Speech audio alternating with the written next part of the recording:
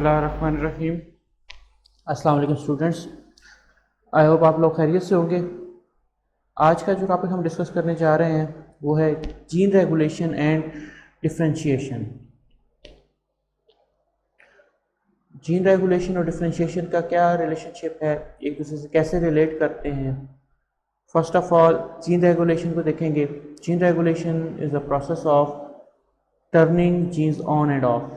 Basically ये किसी भी जीन के मैकेनिज़्म को कंट्रोल करने के जो मैकेनिज़्म है उसको हम जीन रेगुलेशन करेंगे। कौन सी जीन ने कब फंक्शन परफॉर्म करना शुरू करना है और कितनी देर तक वो परफॉर्म करते रहेंगे और किस कंडीशन में वो अपना फंक्शन परफॉर्म नहीं करेंगे, उन्हें स्टॉप करना पड़ेगा। तो किसी भी जीन को स्टार्ट कर देना और अपना वो फंक्शन परफॉर्म करने लग जाए, ये टर्निंग ऑन कहलाता है, और वो जब उसका फंक्शन रोक दिया जाता है तो ये टर्निंग ऑफ कहलाता है। तो इसे जीन रेगुलेशन कहते हैं। जनरली इसे जीन का कंट्रोल कह सकते हैं, कंट्रोल मैकेनिज़्म है जिसमें जीन्स के होने वाले डिफरेंट प्रोसेसेस जो हैं वो रेगुलेट होते हैं।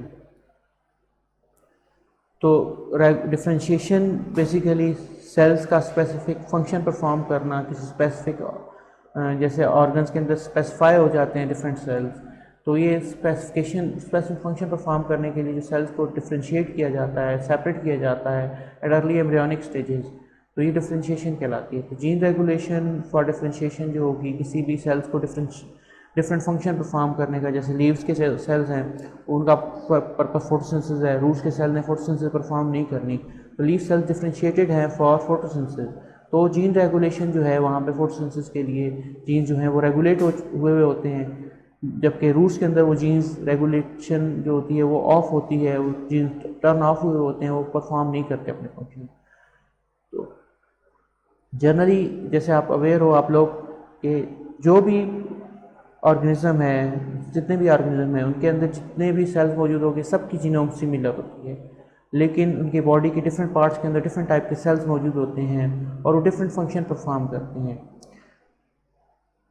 अब एक तरह की जीनोम होना और उनके फंक्शन डिफरेंट परफॉर्म होना करना, ये सारे का सारा डिफरेंशिएशन और डिफरेंशिएशन के पीछे जो जीन रेगुलेशन है उस पर्टिकुलर एस्पेक्ट को, उस पर्टिकुलर ऑर्गन के अंदर जो सेल्स का फंक्शन है उसको कंट्रोल करने के लिए जो जीन रेगुलेशन है उसका रोल होता है। सपोज़ कि हमारे पास जो जर्नल एक सेल्स को डिस्कस करते हैं, मेरिस्टेम सेल है।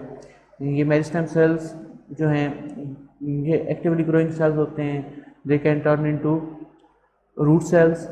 अब रूट सेल जब ये बनेंगे तो इनका फंक्शन, रूट्स के जो फंक्शन है जिसमें वो वाटर और न्यूट्रिएंट अपटेक करते हैं और उनका सॉइल एनवायरनमेंट के अंदर ग्रोथ का एक पैटर्न है, उसके अंदर ग्रो हार्श एनवायरनमेंट में वो ग्रो करते हैं, ये फंक्शन परफॉर्म करेंगे। रेस्पायरेशन जो होगी रूट सेल्स की वो with in the air spaces present in the soil, वहाँ से वो अपनी रेस्पायरेशन करेंगे। कंपैरेटिवली उसके अगेंस्ट अगर देखा जाए एक और टाइप के सेल मेरिस्टेम से ही दूसरी टाइप के सेल जो प्रोड्यूस होंगे वो लीफ सेल्स हैं। अब लीफ सेल्स फोटोसिंथेसिस करेंगे, इनके अंदर क्लोरोफिल कंटेंट्स मौजूद होंगे और वो क्लोरोप्लास्ट की उन ऑर्गेनेलिज के अंदर क्लोरोफिल कंटेंट्स की प्रेजेंस जो है उनकी फोटोसिंथेसिस के प्रोसेस को रेगुलेट करवाएगा। अब दोनों सेल्स के अंदर जीन्स की रेगुलेशन डिफरेंट है, दो कि इनकी जीनोम सिमिलर है, लेकिन रूट सेल्स में कुछ फोटोसिंथेटिक जो जीन्स हैं वो ऑन नहीं है वाइल वो लीफ में ऑन है। तो ये डिफरेंट टाइप की रेगुलेशन मैकेनिज्म है। इसी तरह अगर देखें जाए सीव सेल्स, ये अपना फंक्शन परफॉर्म करते हैं। तो तीनों डिफरेंट टाइप के सेल्स हैं, इनका डिफरेंट फंक्शन है, इनमें डिफरेंट मैकेनिज्म पार्ट प्ले करते हैं। सो डिफरेंट प्लेसेस प्लांट के अंदर जो हैं उनके अकॉर्डिंग टू सिचुएशन, जो कंडीशन जो रिक्वायर है प्लांट्स को, उस सिचुएशन को देखते हुए वो डिफरेंट सेल्स से डिफरेंट फंक्शन परफॉर्म करवाते हैं। और ये फंक्शन परफॉर्म करने के लिए डिफरेंशिएशन का जो मैकेनिज़्म है उसकी जो जीन रेगुलेशन है वो अपना रोल प्ले करती है। तो रूट सेल डिफरेंशिएटेड होते हैं for root growth, leaf cells differentiated होते हैं for leaf growth and photosynthetic activity. Sieve cells का जो फंक्शन है वो अपना फंक्शन परफॉर्म करने के लिए स्पेसिफाई होंगे।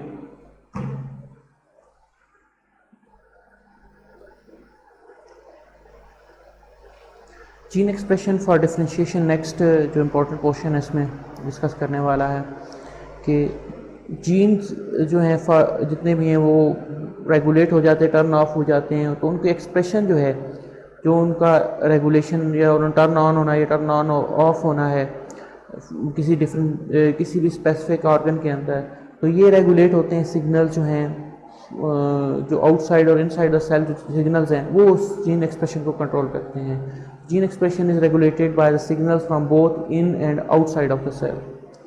अब ये सिग्नल्स एनेबल करवाते हैं प्लांट्स को, ये डिसाइड करने में अर्ली एम्ब्रियोनिक स्टेजेस में हेल्प करते हैं कि कौन से जीन्स ने कौन से सेल्स ने कौन सा फंक्शन परफॉर्म करना है, कौन से सेल्स किस काम के लिए होंगे।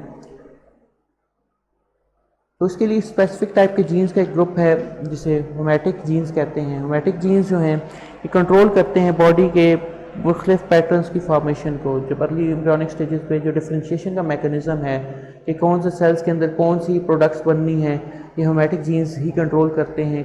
और जब ये स्पेसिफाई हो जाते हैं सेल्स, तो उनके स्पेसिफिक जीन्स जो हैं वो स्पेसिफिक प्रोडक्ट प्रोड्यूस करवा के उस सेल्स को स्पेसिफिक स्ट्रक्चर में कन्वर्ट करते हैं।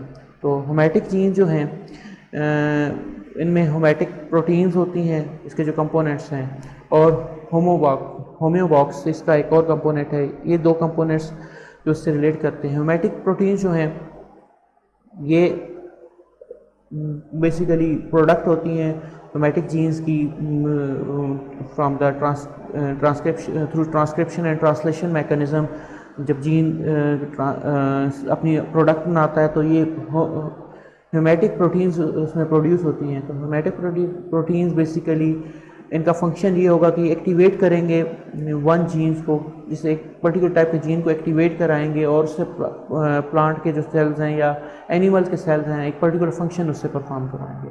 ऑन द सेम टाइम उसी टाइम पे वो दूसरे जो जीन्स हैं जिनके फंक्शन की उस ऑर्गन के अंदर उस particular part of the organism ज़रूरत नहीं है जीन्स के फंक्शन परफॉर्म करने की, तो उन्हें रिप्रेस करवा देंगे। तो होमेटिक प्रोटीन्स बेसिकली कंट्रोल करती हैं जीन एक्सप्रेशन के मैकेनिज्म को डिफरेंशिएशन के दौरान। अभी इन प्रोटीन्स ने बहुत सारे जीन्स को एक्टिव रखना है, टर्न ऑन रखना है, और बहुत सारों को टर्न ऑफ रखना है अनलेस के वो कंडीशन चेंज ना हो जाए। अब इम्पॉर्टेंट चीज़ जो है, होम्योबॉक्स एक सीक्वेंस है डीएनए का।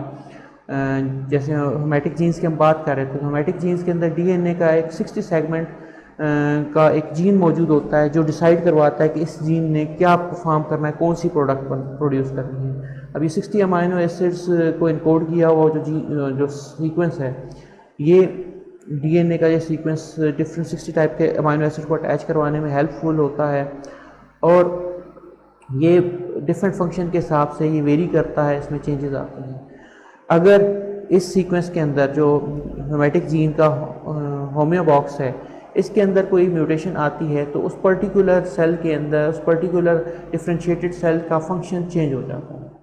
ठीक है, इसको अंडरस्टैंड कीजिएगा कि म्यूटेशन जो है होमेटिक जीन्स जो हैं वो बहुत सारे प्रॉब्लम्स क्रिएट करती है किसी भी ऑर्गेनिज्म की डिफरेंशिएशन मैकेनिज्म जो है, क्योंकि उसका जीन एक्सप्रेशन चेंज हो जाता है, उससे कोई नई प्रोडक्ट बन सकती है और प्रोडक्ट नहीं बनती जो रिक्वायर है उस सेल के ग्रोथ और डेवलपमेंट के लिए, तो ये प्रॉब्लमेटिक हो जाती हैं चीज़ें। तो आज हम जो बेसिक हमारा मेन कॉन्सेप्ट जो डिस्कशन का पोर्शन है वो gene control the development of flowers in plants. Plants के अंदर जो फ्लावरिंग एक बहुत इंपॉर्टेंट सेगमेंट है उसकी लाइफ का, क्योंकि ये बहुत लेटर ऑन फ्लावर्स प्रोड्यूस होते हैं, अर्ली एज से नहीं स्टार्ट हो जाते कि जैसे ही रूट्स बनी शूट्स और फ्लावर्स फ़ौरन निकल आते हैं। हमेशा प्लांट्स ग्रो होते हैं, वो अपनी रूट्स की ग्रोथ को कंटिन्यू रखते हैं थ्रू द लाइफ साइकिल।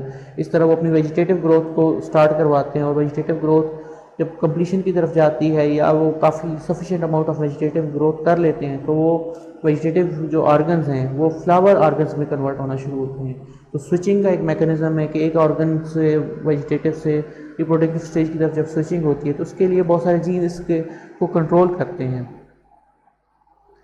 तो इम्पोर्टेंट डेवलपमेंटल इवेंट है लाइफ का प्लांट्स का, इसमें क्योंकि चेंज आता है, switching from the vegetative growth to flowering आती है, ये वो वेजिटेटिव से फ्लावरिंग ग्रोथ की तरफ जाता है।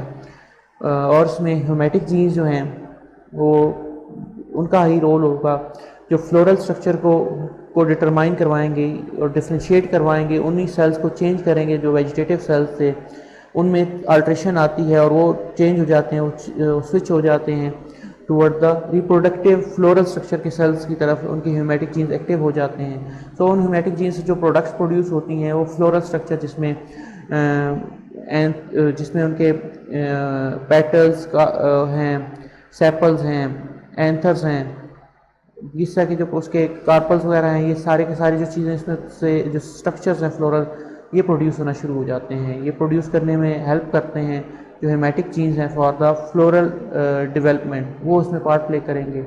तो यहाँ पे इस कंडीशन में जो वेजिटेटिव ग्रोथ वाले हेमेटिक जीन्स होते हैं वो टर्न ऑफ हो जाते हैं, जो फ्लावरिंग वाले हैं वो टर्न ऑन हो जाते हैं ताकि फ्लावर्स की डेवलपमेंट हो सके।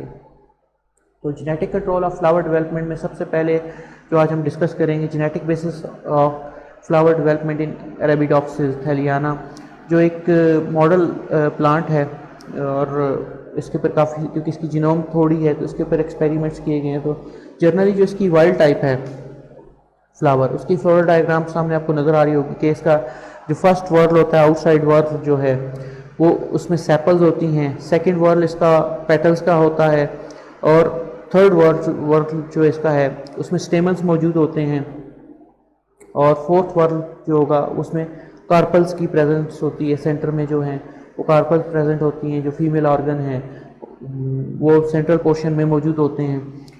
तो वाइल्ड टाइप के अंदर है तो इन वर्ड्स के अंदर जो है ये 4 तरह के डिफरेंट वर्ड्स हैं, तो इनको कंट्रोल करने के लिए 3 डिफरेंट टाइप के जीन्स अपना पार्ट प्ले करते हैं।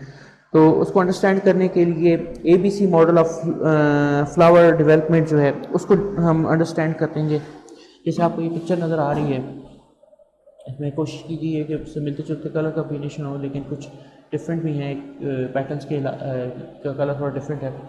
सो जो आउटर वर्ल है सेपल्स वाला, फर्स्ट वर्ल जो आपको नज़र आ रहा होगा, जैसे इसमें है फ्लोरल डायग्राम में, तो उसको यहाँ पे रिप्रेजेंट किया गया। तो फर्स्ट वर्ल के अंदर जो जीन होगा, इसमें ABC मॉडल से मुराद ये होगी कि इसमें 3 तरह के जीन इन्वॉल्व होते हैं, gene A, gene B and gene C।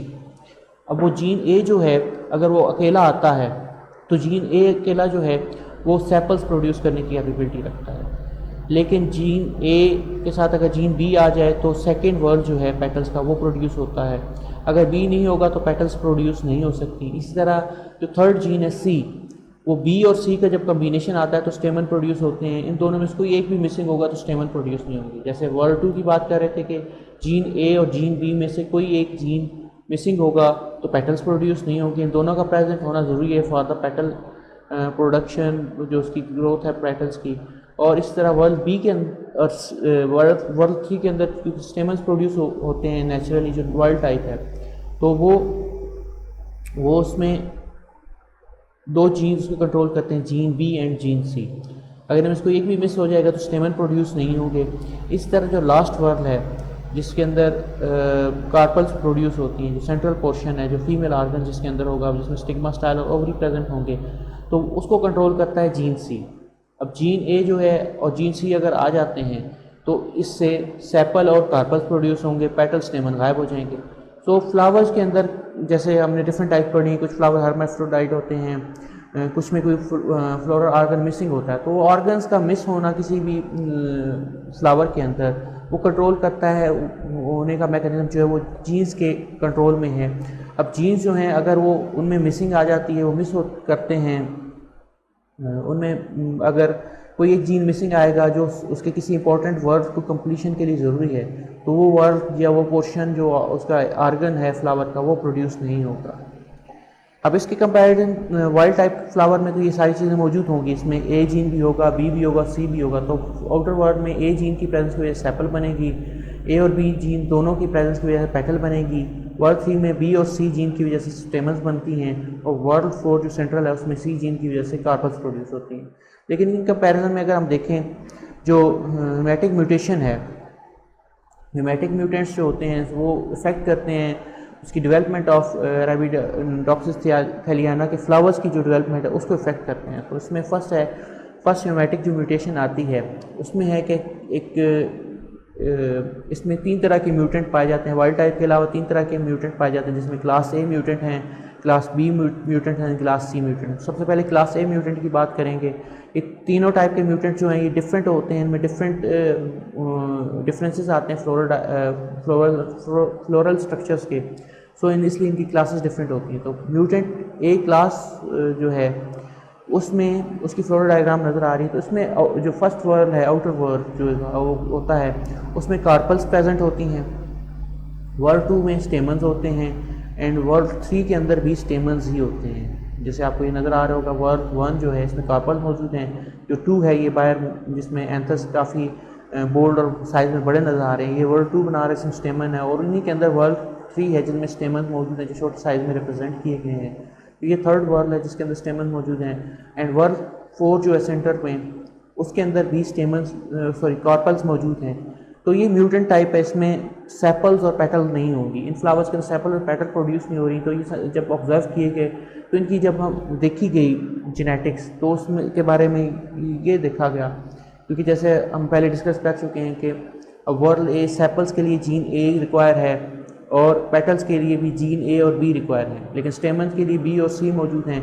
It means कि बी और सी जीन्स इसमें मौजूद हैं। स्टेमन्स के लिए स्टेमन्स इसमें हैं तो बी और सी जीन मौजूद हैं। और कार्पल्स क्योंकि इसमें सफिशिएंट अमाउंट में मौजूद हैं, डिफरेंट वर्ड्स में मौजूद हैं, तो कार्पल्स के लिए सी जीन भी मौजूद है। तो इस कंडीशन में जो म्यूटेंट क्लास ए है, इस तरह के जो फ्लावर्स प्रोड्यूस होते हैं, बेसिकली उनके पीछे जो कंक्लूड किया गया उसके ऑब्जर्वेशन करने के बाद, जेनेटिक्स को स्टडी करने के बाद, कि उनमें मिसिंग होता है जीन ए एक्टिविटी। जब जीन ए एक्टिविटी मिसिंग होती है तो उससे जो सेपल्स हैं और पेटल्स ये दोनों ही प्रोड्यूस नहीं होती, सिर्फ स्टेमन्स और कार्पल प्रोड्यूस होते हैं, क्योंकि जीन बी और सी सिर्फ प्रेजेंट होते हैं और वो सिर्फ स्टेमन्स और कार्पल्स प्रोड्यूस करने की कैपेबल होते हैं।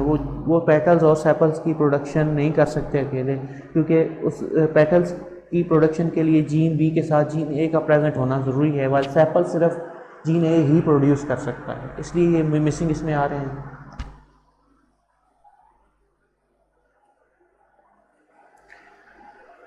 इसी तरह जो इसकी एक और इम्पॉर्टेंट क्लास थी, जो क्लास ए के बाद म्यूटेंट क्लास इसकी हेमेटिक म्यूटेशन की वजह से जो फ्लावर्स में ऑब्जर्व की गई, वो क्लास बी म्यूटेंट्स जो थे। क्लास बी म्यूटेंट्स जो थे उनको उनके अंदर डिफरेंट फ्लोरल कैरेक्टर्स आ रहे थे। उसमें जो आउटर वर्ल्ड था उसमें सेपल्स प्रेजेंट थी, सेकंड वर्ल्ड था उसमें भी सेपल्स प्रेजेंट थी, पेटल्स की एब्सेंस थी। और वर्ल्ड 3 जो था उसमें कार्पल्स थी, वर्ल्ड 4 के अंदर भी कार्पल्स थी। यानी कि उसके सेंट्रल और आउटर जितने भी इसके हैं, 2 से ऑर्गन्स प्रोड्यूस हो रहे हैं, उसमें सेपल और कार्पल। अब जैसे कि हमें फिर फ्लोरल डायग्राम का पता है कि अकेला जो सेपल प्रोड्यूस करने के लिए जीन ए अलोन होगा, तो वर्ल्ड ए में सेपल्स का प्रोड्यूस होने का मतलब ये कि उसमें जीन ए अलोन मौजूद है।